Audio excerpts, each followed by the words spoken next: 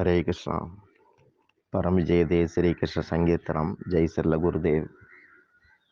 ஸ்ரீமத் பாகவதம் 3ஆம் ஸ்கந்தம். கபிலருடைய போதனைகள் ஆரம்பமாகுது. போதனையில முக்கிய கருத்து சத் சங்கம், அடுத்து நாம ஜபம். ஆனால் அவருடைய போதனைகளுக்கு பெயர் சாங்கிய சாஸ்திரா அப்படின்னு பேர். கபிலர் பிறந்தபோது அந்த குழந்தையுடைய அம்மா, அதாவது தேவகுதி, அவங்க கிட்ட அங்கே இருக்கிற மூத்தவங்க, இந்த குழந்தை உங்களை கரையேற்ற வந்திருக்கு அப்படின்னு சொன்னாங்க. இதனால் இந்த அம்மாவுக்கு குழந்தை விஷயமா ரொம்ப உற்சாகம். அப்போ குழந்தை வளருது. சிறுவனாக இருக்கும்போது, மகனே உங்ககிட்ட சில விஷயங்களை கேட்க விரும்புகிறேன்னு சொன்னால் அதுக்கு அனுமதி கொடுன்னு கேட்குறா. அப்போ கபிலர், தாயே தயங்காதீங்க, கேளுங்க அப்படின்னார். வாழ்க்கையில் யாருக்கு பொறுப்பு ஜாஸ்தியோ அவங்க குருவை தேடுவாங்க. அதுதான் முதல் அடையாளம். அப்போ தேவகுதி கேட்குறா, உண்மையான சுகம் அப்படிங்கிறது என்னது, அதை அடையிறதுக்கு என்ன வழி அப்படின்னு கேட்டார். அப்போ கபிலர் அதுக்கு விளக்கம் கொடுக்கிறார். இந்திரியங்களை ஊக்கப்படுத்துறதுனால ஒரு பிரயோஜனம் கிடையாது. இந்திரியம்னா புலன்கள், கண், காது, மூக்கு, நாக்கு, தோல், அப்புறம் கை, கால், வாய், மலஜல உறுப்புகள், இதெல்லாம் இந்திரியங்கள்னு சொல்லப்படுது. இதுகளுக்கு ஊக்கம் தர்றதுனால ஒரு பிரயோஜனம் கிடையாது. வெறும் பூமியை யாரும் திங்க முடியாது. ஊதி ஊதி பார்த்துக்கிட்டே இருக்க வேண்டிதான். இது ஒரு வெட்டி வேலை, சாரமற்ற வேலை. புலன்களை ஒருபோதும் திருப்திப்படுத்தவே முடியாது. புலன் அடையும் விரக்தியை தான் திருப்தின்னு உலகம் நினச்சி ஏமாந்துக்கிட்டு இருக்கு. புலன்கள் புது புது விஷயங்களில் பிரவர்த்திக்கிறதுக்கு லோன்னு அலையுது.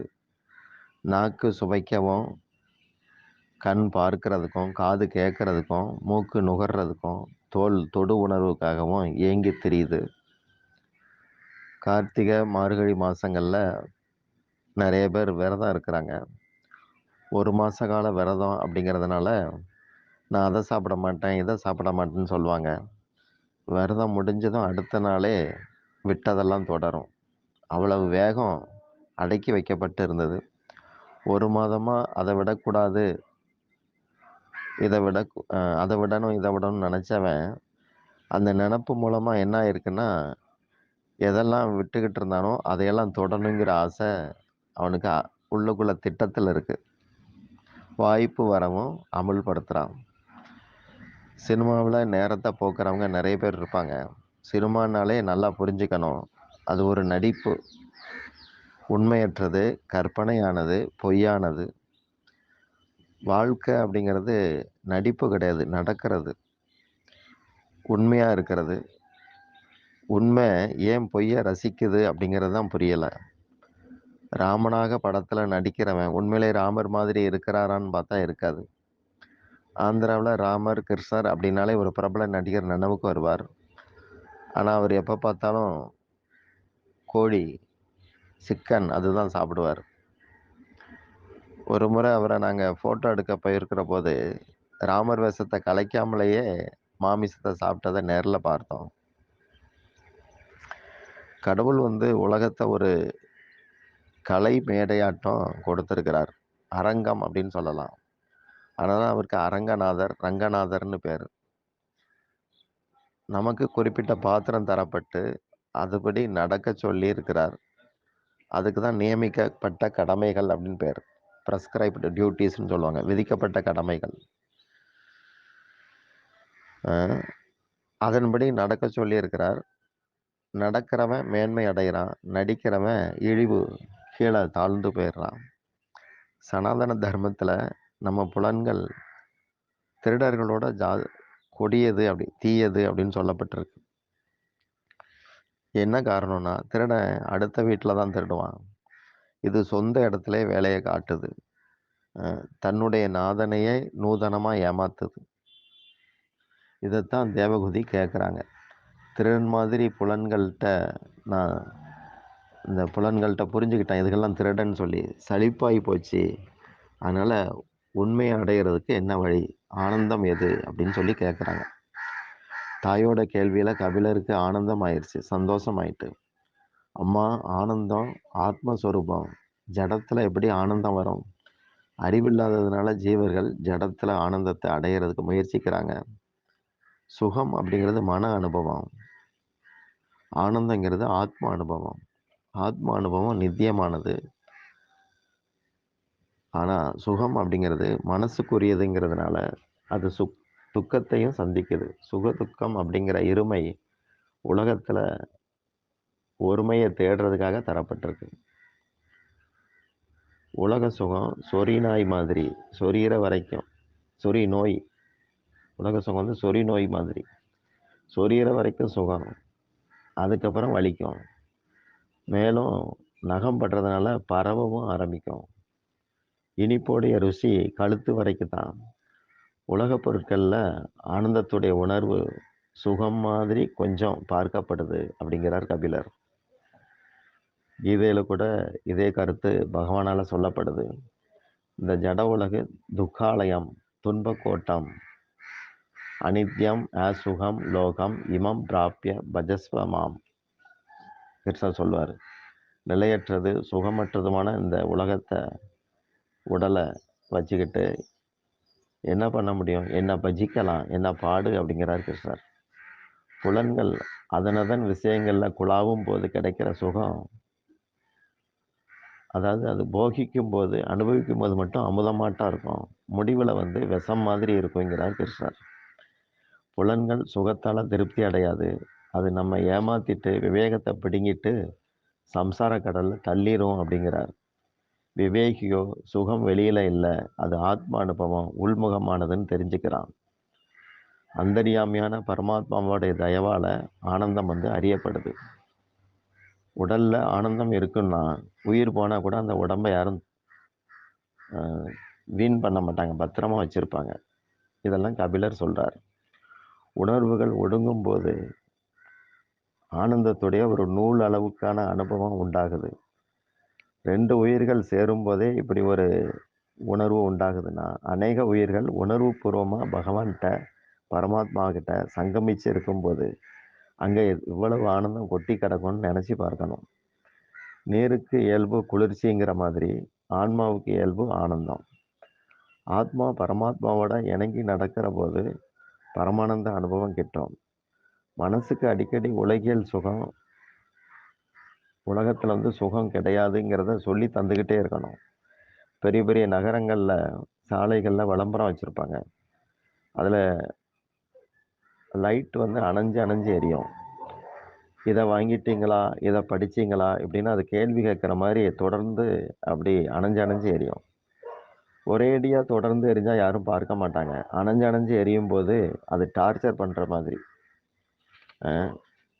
அதனால பார்ப்பாங்க. அது மாதிரி உலகத்துல சுகம் இல்லைங்கிறத மனசுக்கு அப்பப்போ சொல்லித்தரணும். அதுக்கு தான் சத் சங்கம் இருக்குது. இப்போ சத் சங்கத்தில் கூட விதவிதமான பதார்த்தங்கள் தரப்படுது. அதுகளுக்காக சத் சங்கம் கிடையாது.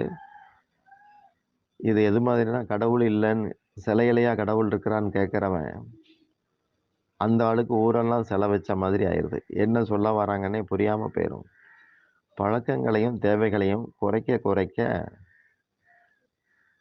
ஒருத்தர் விடுபடும் முயற்சியில் சுகத்தை வந்து உணர முடியும்.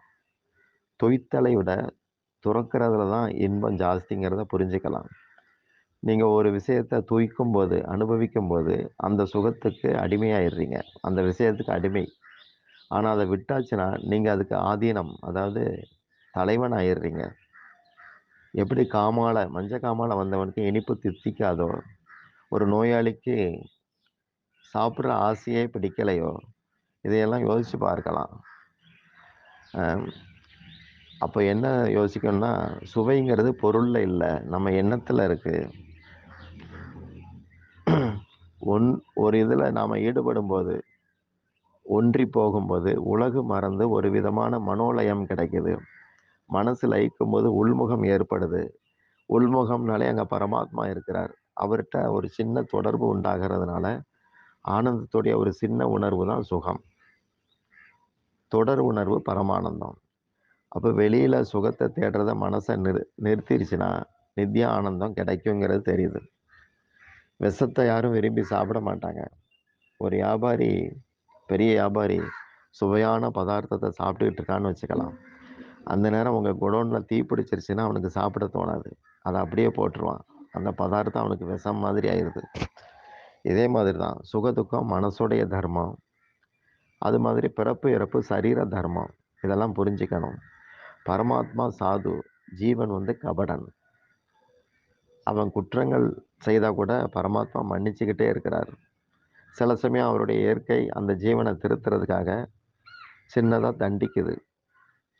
பரமாத்மாவுக்கு அதில் முழு சம்மதம் கிடையாது. ஏன்னா அவருக்கு சம்மதம் இருந்துச்சுன்னா என்ன சரணடை, நான் பார்த்துக்கிறேன்னு சொல்ல மாட்டார். ஸ்படிகமணி இருக்க, அது பக்கத்தில் ரோஜா பூவை வச்சாச்சுன்னா அந்த ஸ்படிகமணி ரோஜா நிறத்துக்கு மாறிடும். தண்ணியில் தெரிகிற நிலா தண்ணீர் அசையும் போது உடஞ்ச மாதிரி தெரியும், ரப்பர் மாதிரி நீளம் நடுங்கிற மாதிரிலாம் தெரியும்.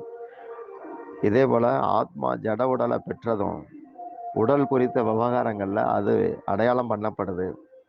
இது பிம்ப ஆதிக்கம்னு சொல்லலாம். உண்மை மாறுதல் இல்லாமல் இருக்கு, ஆனால் பிம்பத்தில் இதெல்லாம் நடக்குது. அதனால் உணர்வை மனப்பூர்வமாக பகவான்கிட்ட மாற்றுங்க. உணர்வின் மாற்றம் தான் கிருஷ்ண பக்தி. உங்கள் மனசு இறைவனில் லயிக்கட்டும், உலகத்தில் லயிக்காமல் பகவானில் லயிக்கட்டும் அப்படிங்கிறார் கபிலர். மனசு உலக விஷயமற்றதமா, உலக விஷயம் இல்லாமல் மாறிடுச்சுன்னா நீங்கள் ஆனந்த தளத்தில் மட்டும்தான் இருப்பீங்க. இதற்கு ஒரே வழி சத்சங்கம் தான். பகவான் எளிமையானவர், அவர்கிட்ட கபடம் கிடையாது அப்படிங்கிறார். மனசு மாபெரும் கபட விளையாட்டுக்காரன். தனக்கு பிடிச்சவங்க நடுராத்திரி வந்தால் கூட வருத்தம் இல்லாமல் ஆசை ஆசையாக சமைக்க சொல்லும் அந்த மனசு. கணவன் மேலே கடுப்பாக இருந்தாச்சுன்னா பகலில் கணவன் சமைக்க சொன்னால் கூட மனசு மனைவியின் கோபத்தை பாத்திரங்களில் காட்ட சொல்லும். ஆனால் வேண்டியவங்க எனக்கு பசிக்கலை, இப்போ ஒன்றும் வேண்டான்னு சொன்னால் கூட பரவாயில்ல அல்வா செய்து தாரேன்னு சொல்லி அந்த மனசு அவங்கள ஈடுபடுத்துது. இப்போ மனசு தான் எனக்கு உனக்கு என்னுடையது உன்னுடையது இப்படின்லாம் காட்டுது. அது கட்டுப்படுத்தவும் செய்து விடுபடுத்தவும் செய்து. இன்பமானதுகளை சாதகம்னு காட்டும் போது ஆட்டம் போடுது, துன்பமானதுகளை பாதகமானது அப்படின்னு காட்டி வாட்டம் அடைய வைக்குது. இதையெல்லாம் கபிலர் பேசுகிறார். 3:25-15 சேதக கல்வஸ்ய பந்தாய முக்தயே ச ஆத்மனோ மதம் குணேசு சக்தம் பந்தாய ரதம் வா பும்சி முக்தையே. ஜட உலகின் குணங்கள்ல உயிர்களின் உணர்வு ஈர்க்கப்படும் நிலை பந்தனம் அப்படின்னு சொல்லப்படுது. அதே உணர்வு பகவானோட ஈர்ப்படைஞ்சிருச்சுன்னா, இணங்கி போச்சுன்னா விடுதலைன்னு சொல்லப்படுதுங்கிறார். பகவான் மனித உடலையோ அவனுடைய வீட்டையோ பின்னணியையோ பார்க்கறதே கிடையாது. அவர் இதயத்தை பார்க்கிறவர். ஒருத்தனுடைய மனசு பரோபகாரமாக பறந்ததா இருந்தா இறைவன், அதாவது பகவான் அவனை நோக்கி வர்றார். அப்போ ஆனந்தம் நிம்மதி அவனை நோக்கி வருதுன்னு அர்த்தம். நான் எனது தனது பிறரது இப்படிங்கிற பாவனையில் ஒருத்தன் செயல்பட்டா, அந்த பாவனையில் அவன் மனசு இருந்தா துக்கமும் ஏக்கமும் தான் அதன் விளைவு. மனசு திருந்துனா எல்லாம் திருந்தும், மனசு கெட்டா எல்லாம் கெடும். சுகதுக்கத்துக்கு காரணம் நான் எனது அப்படிங்கிற பாவனை. பாபம் செய்ய அத்தனை பேரும் தயார் தான். பாபம் செய்ய யாருக்கும் பாடம் கற்றுத்தரப்படலை. ஆசைகள் தான் பாபத்திட்டங்களை அவனுக்கு வகுத்து கொடுக்குது. ஆனால் புண்ணியம் செய்ய சத்சங்கத்துடைய தூண்டுதலும் உதவியும் தேவை. மனசோடைய போக்கு பள்ளத்தை நோக்கி தண்ணீர் ஓடுற மாதிரி இருக்கிறதுனால வீழ்ச்சிக்கு சொல்லித்தரவே வேண்டாம். இது பன்றியுடன் சேர்ந்த கன்று மாதிரி. அதே சமயம் சத்சங்கங்கிறது பூவுடன் சேர்ந்த நார் மாதிரி. எந்திரத்தால் கீழே இருக்கிற தண்ணீரை மேலே ஏற்றி பலன் அடைகிற மாதிரி மகா மந்திரத்தால் மன ஆற்றலை மேம்படுத்த முடியுங்கிறது கருத்து. மனதை மாற்றிக்க முதல்ல மன அப்படிங்கிற வார்த்தையை மாற்றி போடுங்க. நம அப்படின்னு வரும். நமன்னா வணங்குறது, கடவுளுக்கு பணிஞ்சு போகிறது. மன அப்படின்னா அவருக்கு வணக்கம் சொல்லாமல் உலகத்திலே தெரிகிறது. மனதை நிலைப்படுத்த சத்சங்கத்தோட நாம ஜபத்தையும் சேர்த்துக்க அப்படிங்கிறது பாகவதம். அப்போ மன மாசும் போகும், அதோடைய ஸ்திரமற்ற நிலை அதுவும் மாறும். நம்முடைய மனசு ஸ்தூல வடிவங்கள்லேயே புழங்கி சூட்சுமத்தை பற்றிய அறிவு இல்லாம இருக்கு. அதனால தான் கடவுளை காட்ட முடியுமான்னு கேட்குறான். பார்த்து அறியறதோட உணர்ந்து அறியறதுல தான் அ மூளை ஜாஸ்தியா வேலை செய்யுதுன்னு அர்த்தம். கால்ல முள் குத்துச்சுன்னா, இன்னொரு முள்ள வச்சு அந்த முள்ள எடுக்கிறோம். மனசுல நல்ல வாசனைகள புகுத்தி, தீய வாசனைகள போக்க முடியும். கபிலர் சொல்றார், "தாயே, மனசு அனாதி காலமா, அதாவது ரொம்ப காலமா உலகத்திலேயே தான் திரியுது. சத்சங்கத்துல அதுக்கு தொடர்பு ஏற்பட்டுச்சுன்னா, தியாகத்தால ஆசைகள அது விடும். உலகப்பற்று பந்தப்படுத்தும். சத்சங்கமோ விடுபடுத்தும். அதனால சத்சங்கத்துல ஈடுபடுங்க" அப்படின்னு அம்மாட்ட சொன்னார். அப்ப அம்மா தேவகூதி கேட்கிறா, "சத்சங்கத்த ஒரு கட்டளையாக நீ சொல்ற. ஆனா என் கண்ல இன்னும் சத்சங்க சாதுக்கள் படவே இல்ல" அப்படின்னு சொன்னா. உடனே கபிலர் சொல்றார், "அப்படின்னா நீங்க பாபின்னு அர்த்தம் அம்மா" அப்படிங்கிறார். பாபிகளுக்கு சாதுக்கள சந்திச்சா கூட சத்பாவனை வராது. அ சாதுவ நாம ஒருபோதும் தேடி அடைய முடியாது. நீங்களே சாதுவாக ஆசைப்படணும், முயற்சிக்கணும். அப்போ சாது உங்க பக்கத்துல வருவார். பரமாத்மா நாராயணர் அனுப்புவார் அப்படின்னு சொல்றார். இது கபிலரால உபதேசம் பண்ணப்பட்டது. பாரதத்துல நீங்க பார்க்கலாம், ஏராளமான சாதுக்கள் இருக்காங்க. சில பேர் சொல்லுவாங்க, இவங்கெல்லாம் உழைச்சு பொழைக்கலாமே, ஏன் இப்படி வெட்டியா திரியிறாங்கன்னு கேட்கலாம். ஆனா உண்மையிலே உலகத்துல இருக்கிறவங்க தான் வெட்டி. ஏன்னா சாதுக்கள் காத்தால 3 மணிக்கு எழுந்திருக்கிறாங்க, ராத்திரி முழிச்சிருக்கிறாங்க. உலகத்தானுக்கு எதுல விழிப்பு இருக்கோ, அதுல அவங்களுக்கு விழிப்ப காட்டல. அவ்வளோதான். உண்மையிலேயே சாதுக்கள் ரொம்ப புத்திசாலிங்க. நெறைய அவங்களுக்கு பொறுப்பு வந்ததுனால தான் சாதுக்களா மாறுறாங்க. அவங்கலாம் வேலைக்கு போயாச்சு, காரியத்துல செயல்ல ஈடுபட்டாங்கன்னா, லஞ்சம் வாங்க மாட்டாங்க, ஊழல் பண்ண மாட்டாங்க, யோக்கியமா இருப்பாங்க. அப்புறம் உலகத்துல ஒருத்தனுக்கும் வேலையே கிடைக்காது. அப்போ புனித ஸ்தலங்கள்ல எத்தனையோ சாதுக்கள நம்ம பார்க்க முடியுது. உலகத்துல எங்கேயாவது இருந்து இருக்கிற இடத்த புனிதப்படுத்தவங்களும் உண்டு. இல்லற துறவிகளே எக்கச்சக்கமா இருக்கிறாங்க. தானே சாதுவானா மட்டும் தான் உண்மையான சாது கிடைப்பார் அப்படிங்கிறது தெரியுது. திருஷ்டி எப்படியோ அப்படித்தான் சிருஷ்டி கண்ணுக்கு படும். ஒரு இடத்துல ராமாயண கதைய சொல்லிக்கிட்டு இருந்தார் ஒரு சாது. அதுல அவர் சொல்றார், அனுமன் அசோகவனத்துக்கு சீதையை தேடி வந்தார். அப்போ அசோகவனத்துல பூக்கள் எல்லாம் வெள்ளையா மலர்ந்து இருந்தது. சோகம் இல்லாத இடம் அசோகவனம் இப்படி சொல்லிக்கிட்டு இருந்தார். அப்போ கூட்டத்துல ஒரு ஓரமா அனுமன் கதை கேட்டுக்கிட்டு இருந்தார். அவர் வேகமா அந்த சாதுவை நோக்கி ஓடி நேரடியா எதிர்ப்பு தெரிவிச்சார். மகாராஜ், என்ன இப்படி தப்பா சொல்றீங்க? அசோகவனத்துல நான் போனபோது அங்க சிவப்பு கலர்ல தான், சிவப்பு நிறமா தான் பூக்கள்லாம் மலர்ந்து இருந்தது. நான் நேரடியா பார்த்தேன். நீங்க இப்படி மாத்தி சொல்றீங்களே அப்படின்னார். அப்ப அந்த சாது, நான் சீதாராமரை மனசுல தியானிச்சு என் இதயத்துல கிடைச்ச தரிசனப்படி சொல்லிக்கிட்டு இருக்கிறேன் அப்படின்னார். இதனால அனுமனுக்கும் அந்த சாதுக்கும் ஒரு சச்சரவாயிருச்சு. அப்ப தீர்ப்பு வேண்டி 2 பேரும் ராமபிரான்ட்ட போனாங்க. ராமபிரான் அத கேட்டுட்டு சிரிச்சுக்கிட்டே சொல்றார், "நீங்க 2 பேரும் சொல்றது சரிதான். அனுமன் கோபத்தோட கண் சிவந்து வனத்துக்குள்ள புகுந்தாங்கிறதுனால பார்த்ததெல்லாம் சிவப்பா பட்டுச்சு. மலர் வெண்மை தான். அவருடைய கண் சிவந்து இருந்து அத பார்த்தார். உள்ளத்த கொண்டு உலகத்த பார்க்கிறோம். அப்போ பார்வைக்கு தக்க படைப்பு படுது." இத ராமபிரான் சொன்னார். எப்படி துரியோதனனுக்கு உலகத்துல நல்லவங்களே இல்ல அப்படின்னு சொன்னான் துரியோதனன். எல்லாம் தீயவர்கள்னு பார்த்தான். தர்மரோ உலகத்துல கெட்டவங்களே இல்ல, எல்லாரும் நல்லவங்கன்னு சொன்னாரு. அப்போ பார்வையில தான் இருக்கு. பல துன்பங்கள சகிக்கிறவன் தான் சாது. அவங்க சரீரத்த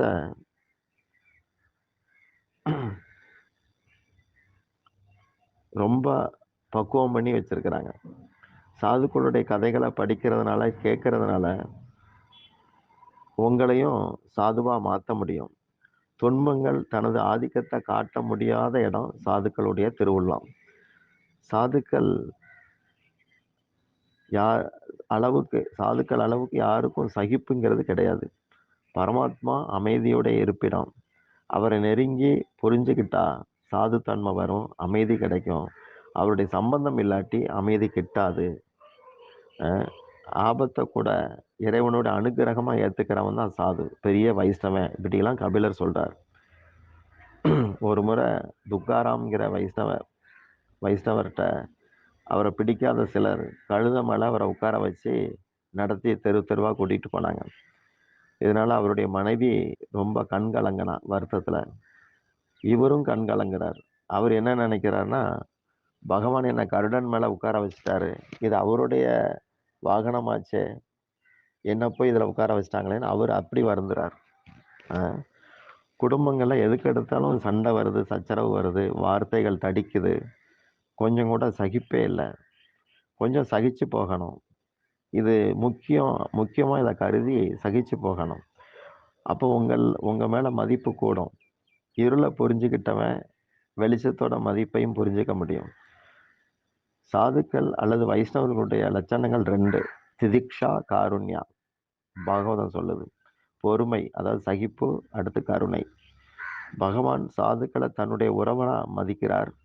அவங்க எனக்காக வாழ்றவங்க, எனக்காக அத்தனையும் விட்டவங்க அப்படின்னு சொல்றார். மத்கிருதே தியக்த கர்மாணி தியக்த சர்வ ஜன பாந்தவா அப்படிங்கிறார். எனக்கு வேண்டியவங்க சாதுக்கள் அப்படிங்கிறார். பக்தி அப்படிங்கிறது ஒரு விதை. அது ஒரு கொடியுடைய விதை. பக்தி லதா பீஜ அப்படின்னு சொல்லப்படுது. சைத்தன்ய மகாபிரபு அதை பத்தி விளக்கி இருக்கிறாங்க. பக்தினா அது ஒரு கொடி அப்படிங்கிறார். லதானா கொடி. அந்த பக்தி கொடி வளரணும்னா அதுக்கேற்ற அனுகூலங்களை நாம ஏத்துக்கணும். அப்போ பக்தி கொடி வளரும். தீவிரேன பக்தி யோகேன அப்படின்னு பாகவதம் சொல்லுது. ஒரு கணம் கூட பகவான்கிட்ட இருந்து தனியா இருக்க முடியாதவன் தான் பக்தன். இத தாயார்கிட்ட கபிலர் தெளிவா சொல்றார். அம்மா, கனவு பொய்யா இருந்துகிட்டு நமக்கு சுகத்தையும் துக்கத்தையும் தருது. இல்லாத போதும் இருக்கிறதாக கனவுல வருது. விழிப்புல தான் உண்மை புரியுது. உலகத்துல மட்டுமே நாட்டம் இருந்தா அது உறக்க நிலை. பகவான்கிட்ட நாட்டம் ஏற்பட்டு உலகு மறந்து போனா அது தூக்கம் இல்லா விழிப்பு நிலை. பகவானை சிந்திக்கும் போது, தியானிக்கும் போது முதல்ல நம்முடைய சரீரத்தையும் அதுக்கப்புறம் கண்களையும் நிலைப்படுத்தணும். அதுக்கப்புறம் தான் மனசு நிலைப்படும். பாகவதம் கேட்கும்போது கண்களை கிருஷ்ண ரூபத்திலையும் பிராணனை காதுகள்லையும் வைக்கணும். இப்படி கபிலர் போதிக்கிறார். அடுத்து இன்னும் முக்கியமான தன்மைகள் எல்லாம் போதிக்க ஆரம்பிக்கிறார். நாளைக்கு அதை பார்க்கலாம். ஹரே கிருஷ்ணா.